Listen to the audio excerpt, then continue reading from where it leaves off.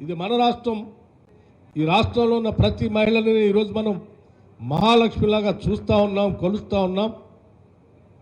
వాళ్ళకి ఇంకా కొద్దిగా ఆర్థిక సాయం అందించే కార్యక్రమం చేయాలని చెప్పి ఇవ్వనటువంటి గ్యారంటీలు కూడా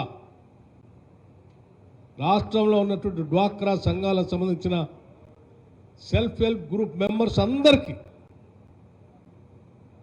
వడ్డీ లేని రుణాన్ని మనం ఎట్టి పరిస్థితుల్లో వాళ్ళకి అందించాలనే ఆలోచనతో ఒక లక్ష్యాన్ని పెట్టి రాబోయే 5 సంవత్సరాల్లో 1,00,000 కోట్ల రూపాయలు, రాబోయే 5 సంవత్సరాల్లో 1,00,000 కోట్ల రూపాయలు ఈ రాష్ట్రంలో ఉన్నటువంటి మహిళలందరికీ వడ్డీ లేని రుణాల్ని వాళ్ళకి అందించి ఆ వడ్డీ మొత్తం ప్రభుత్వమే కట్టాలని చెప్పి నిర్ణయం చేసుకొని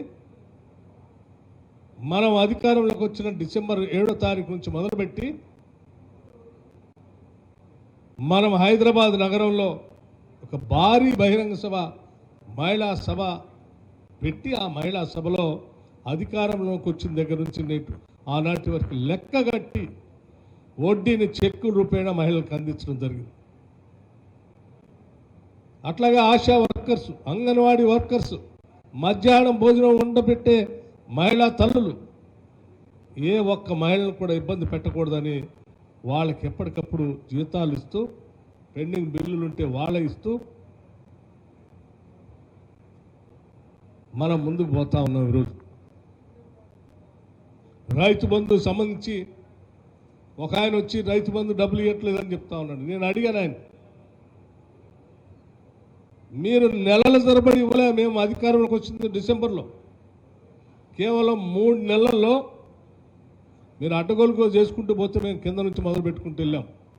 ముందు మొదటి 1 ఎకరం ఉన్నాయని కేసాం, తర్వాత 2 ఎకరాలు ఉన్నాయని కేసాం, ఆ తర్వాత 3 ఎకరాలు ఉన్నాయని కేసాం, ఆ తర్వాత 4 ఎకరాలు ఉన్నాయని కేసాం, 5 ఎకరాలు ఉన్నాయని కూడా వేసాం. వేస్తూ 64,75,000 మందికి ఇప్పుడు రైతు బంధు ఇచ్చాం. ఇక మిగిలి ఉన్నది కేవలం 5 లక్షల మంది మాత్రమే. కేవలం 3 నెలల్లోనే.